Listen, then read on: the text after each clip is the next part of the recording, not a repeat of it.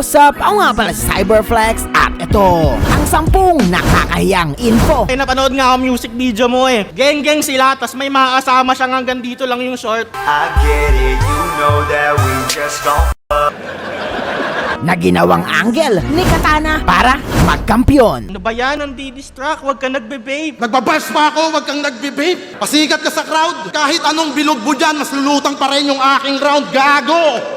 Ba't ka umi-scripted? Ang talent yan, freestyle on the spot na nasa notepad. Top 10 ay nang ibulgar niya naman ng pabiro ang pagtatanim ni Sayad na ikinonekta niya naman sa mga kabiguan nito sa Flip Top. Salamat sa pagpunta sa linya-linya. Sa podcast, dami kong nakuha na info. May tinatago din talagang katarantaduhan sa kabila ng brutal na estilo. Tuwan-tuwa kang ikwento sa linya-linya na nagtatanim ka ng pipino. Halaman ako ngayon. Anong klaseng halaman? Pipino lang yung mga pinatubo ko ngayon. Kung nilabas yung laban nyo ni Mot, round 1, kinalaas ni Sayad. Sunod-sunod yung suntok. Sino bang may ayaw makakitang magkasayad to si Mot? Round 2 and 3, wala na. Natulog ako ng malungkot. Tapos nagkaalat ng kwento na kesyo yung pondo raw na bogus. Ang hirap pumahalin, men. Ayoko na. Pagod na ako magbulag-bulagan. Pagod na ako makitang umpog mo yung sarili mo sa bato at magpanggap akong di mo kasalanan. 10 taon na tayo nakatingala sa kampyonato na di mo magawa na mapuslit. Ang sakit na ng leg ko. Ay ako na. Akin na yung panungkit. Pero hindi pa huli ang lahat. Makukuha mo yung para sa'yo mismo. Hindi man ngayon dadating ang oras para sa mga hawak mong resibo. Kung anong tinanim ay siyang aanihin. Katas ng galing at sakripisyo. Sa tamang panahon, magbubunga din lahat ng tinanim mo na pipino.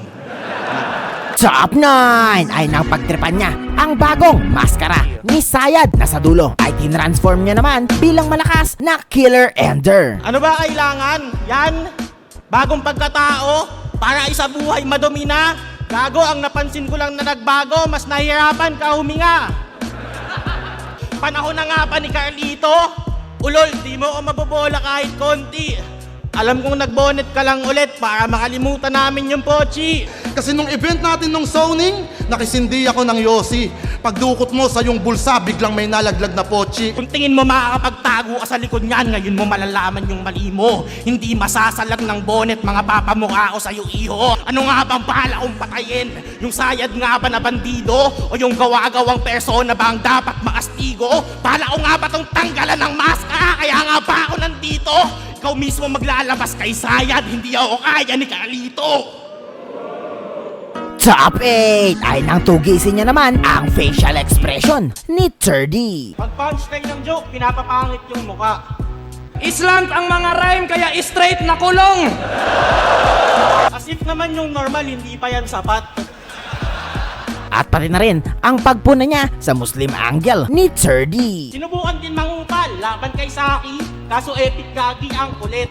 Magkabit daw ng tempered glass kasi Muslim. Muslim ka ba talaga? Sige nga, kabitan mo nga ako ng tempered glass. Tapos biglang binawi lang ulit. Respeto sa mga kapatid nating Muslim. Anong respeto sa mga kapatid nating Muslim? At bigla kang tumutupi. Na-realize mo din no, na sa Mindanao ka uuwi.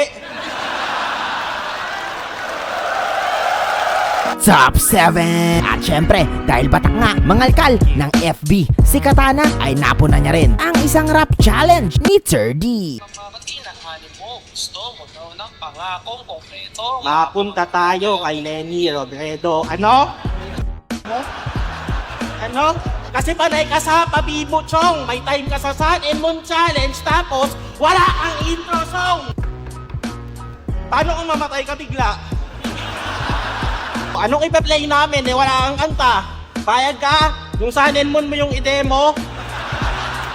Ano, malungkot kami, tas yung background, mapunta tayo kay Lenny Robredo? Top 6. At syempre, sa pagtungtong niya sa semis, ay pinagtripan niya rin ang malupit na freestyler na si Saint Ice. Nakikita nyo naman sa sarili niyan, dibdib yung Katana X na kagad. Tingnan nito, round 1 pa lang, ang dami agad ng freestyle. Magaling na nga, oo na. Kung naging Indiano ka lang, Ice, siguro tumbling ka ng tumbling. Pasigat ka, boy. Kala mo talagang galing eh. Dito nga, di talino yung rason ba't ka nagpapanalo. Tingin ko talaga madali ka lang minahal ng tao kasi pogi ka, lahat ng gawin mo bagay sa'yo. Ilang battle ka pa lang nagpi-freestyle ha, pero mga tao, agad grabe ang galing. Batang rebelde, dekada na yung ginagawa, kaso maitim eh, ayun, underrated pa din. Yan ang pogi mo. Top 5. At syempre, nakalkal niya rin ang lumang music video ni Saint Ice. May napanood nga ako music video mo eh. Di ko maintindihan kung anong gustong ma-achieve o maabot. Geng-geng sila, tas may makakasama siyang hanggang dito lang yung short. I get it, you know that we just gon' Ilang yan. Ang cute na mga ina. Sa subdivision pa sinut. Geng-geng kayo ng geng-geng. Ang gaganda ng mga bahay sa likod. Top 4. Confirm ko lang ha. Napanood na naman ng lahat yung binugbog siya, di ba?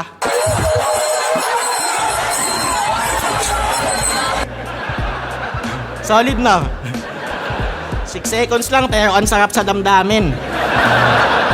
Isang malakas na suntok sa ulo ang saan niya nag-welcome. Kahit di ka na binigyan ng job, sobrang solid. Masasabi ko pa ding job well done. Nung nagsimula na ang sakuna, ayun, siya ay tuluyang nahiga na.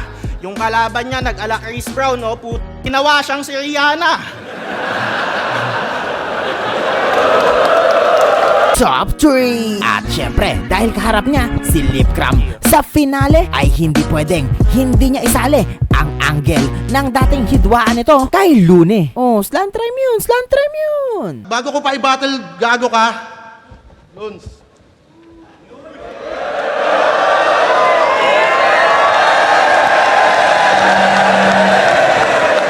Doon pa lang may nanalo na. Yung ginawa niya kay Looney, alam niyo gano'ng kademonyo yan? Diba inaway mo? Tapos nagpakumbaba ka din sa dulo. Nung pinatawad ka, inistapa mo, tapos inaway mo ulit. Alam mo, Satanas, saludo.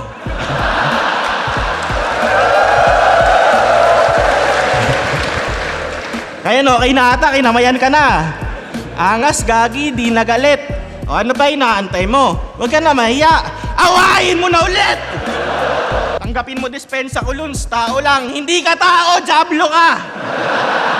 Top 2. Ay ang witty joke niya na itinanim niya ng round 1, ngunit pinasabog niya ng round 2. Kung sila minamani mo, ibahin mo si Juggernaut.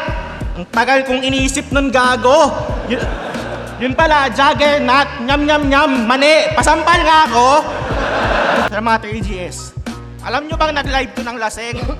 Nung gabi, pagtas ng laban ni Pistol at ni Saki, ang lungkot niyang nagbubukas ng mga tigpipisong happy.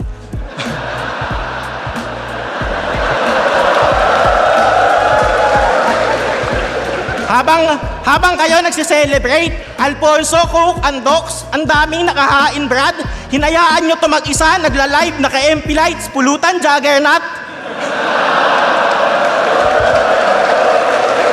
Top 1 ay nang masilip niya ang di umano'y fake freestyle daw ni Lip na mala Saint Ice. Naaalala nyo yung pinakamalupit na freestyle sa gitna ng round? Hindi yung kay Ice ha, saan niya? Concentrate, simplicate, palpitate. Ano ba yan, K-Ram? Nandi-distract, huwag ka nagbe-babe. Walang kagaya o nire-replicate kapag na-trigger na, ito'y accurate at nagbabars pa ako, wag kang nagbe-vape. Ina mo. Pasikat ka sa crowd. Kahit anong bilogbo dyan, mas lulutang pa rin yung aking round. Gago! Akala niya yata uubra. Ngayong kinuha ko na yung vape, wala na yang ibubuga. Ba't ka umi-scripted? Sabay sa uso, p***ta. Yung sa Bagyo, gusto pa ata daigin. Maniniwala lang ang freestyle yun, Ondo, kung di ka maitim. Nakaka-distract. Sumundot pa ng dalawa. Wala ka nang ibubuga. Mas lulutang pa din ang aking round. Paawat ka naman, hinayupak. Talent yan, freestyle on the spot na nasa notepad. Debo, seryoso, pwede ba yun? Kinoonsya ba yung kalaban? Ganyan ka nakadesperado, kahit di natama, basta mauha lang yung corona, pati pag-advance sa tournament, nililimos mo na sa tropa. Tapos na ako, Lip. Sana may natutunan ka sa akin. Yun lang ang aking minimithi. Ganon kunin panalo sa kaibigan ng hindi hinihingi. Ops, sandali lang. Nga pala, pwede kayong magpapromote ng kanta sa akin. If meron kayong original composed song, message nyo lang ang Facebook page ng Cyberflex at mapeflex na natin ang kanta mo sa halagang 200 pesos via GCash.